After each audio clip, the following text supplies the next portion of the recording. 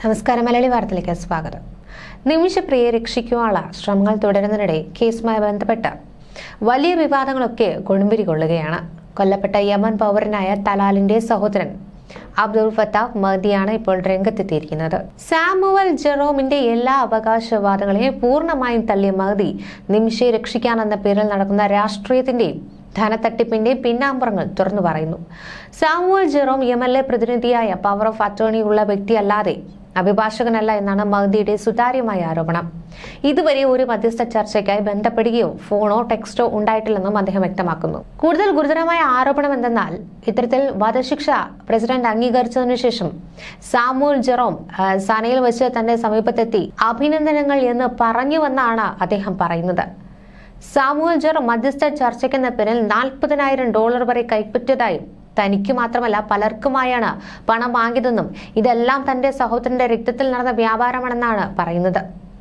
നിമിഷപ്രിയയുടെ ജീവന് വേണ്ടി ലോകമാകെ ആത്മാർത്ഥമായ ഒരു ഇടപെടൽ വേണമെന്ന ആവശ്യം ഉയർത്തുമ്പോൾ ഇത്തരം ആരോപണങ്ങൾക്കിടയിലൂടെ സത്യവും നീതിയും ഉറപ്പുവരുത്തേണ്ടത് ആരാണ് എന്ന് ഒരു ചോദ്യമാണ് ഇവിടെ ഉയരുന്നത്. സത്യം പുറത്തുവരും, പക്ഷേ അതുവരെ ഇന്ത്യയും യമനും തമ്മിലുള്ള നയതന്ത്ര ബന്ധങ്ങളും ഈ ആരോപണങ്ങളും അതീവ ഗൗരവത്തോടെ സമീപിക്കേണ്ടതുണ്ട്. ഫേസ്ബുക്കിലൂടെയാണ് സാമുവൽ ജെറോമിന്റെ അവകാശവാദങ്ങൾ തള്ളിക്കൊല്ലപ്പെട്ട തലാലിന്റെ സഹോദരൻ അബ്ദുൾ ഫത്താഹ് മഹ്ദി രംഗത്ത് വന്നത്. സാമുവലിനെതിരെ മഹ്ദി ഗുരുതര ആരോപണങ്ങളാണ് ഈ ഫേസ്ബുക്കിലൂടെ ഉന്നയിച്ചിട്ടുള്ളത്. Save Nimishapriya international action council കാലങ്ങളായി സാമുവൽ ജെറോമിനെതിരെ ഉന്നയിച്ചുകൊണ്ടിരിക്കുന്ന സാമ്പത്തിക തട്ടിപ്പ് ഉൾപ്പെടെയുള്ള ഗുരുതരമായ ആരോപണങ്ങളെ ശരിവെക്കുന്നത് കൂടിയാണ് അബ്ദുൾ ഫത്താഹ് മഹ്ദിയുടെ പോസ്റ്റ്. കേരളത്തിലെ അഭിഭാഷകൻ എന്ന പേരിലായിരുന്നു സാമുവൽ ജെറോം മലയാള മാധ്യമങ്ങളിലും BBC ഉൾപ്പെടെയുള്ള അന്താരാഷ്ട്ര മാധ്യമങ്ങളും നിറഞ്ഞു നിന്നത്. എന്നാൽ സാമുവൽ ജെറോം അഭിഭാഷകനല്ലെന്നും പ്രതിയുടെ കുടുംബത്തിന്റെ യമനിലെ പ്രതിനിധിയായി പവർ ഓഫ് അറ്റോർണി ഉള്ള ഒരാൾ മാത്രമാണെന്നും അദ്ദേഹം പറയുന്നു.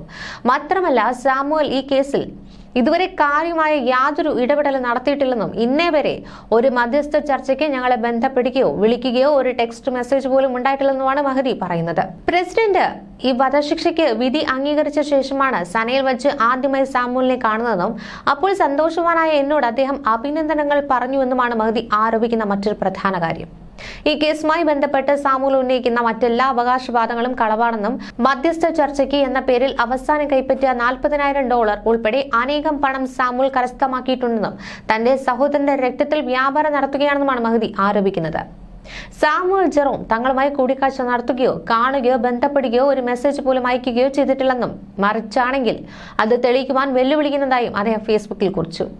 കേരള മാധ്യമങ്ങൾ പരിശോധിച്ചപ്പോഴാണ് മോചനത്തിലുള്ള പണമായി സാമുവൽ ജെറോം $20,000 ശേഖരിക്കാൻ അഭ്യർത്ഥിച്ച വിവരം അറിഞ്ഞതെന്നും വർഷങ്ങളായി ഇയാൾ തങ്ങളുടെ ചിന്തിയ രക്തം മധ്യസ്ഥത എന്ന പേരിൽ വ്യാപാരം നടത്തുകയാണെന്നും അബ്ദുൾ ഫത്താഹ് മഹ്ദി ഫേസ്ബുക്കിൽ കുറിച്ചു. തങ്ങൾക്ക് സത്യം അറിയാമെന്നും അദ്ദേഹം നുണ പറയുന്നതും വഞ്ചനയും അവസാനിപ്പിച്ചില്ലെങ്കിൽ സത്യം വെളിപ്പെടുത്തുമെന്നും പറഞ്ഞാണ് കുറിപ്പ് അവസാനിപ്പിക്കുന്നത്.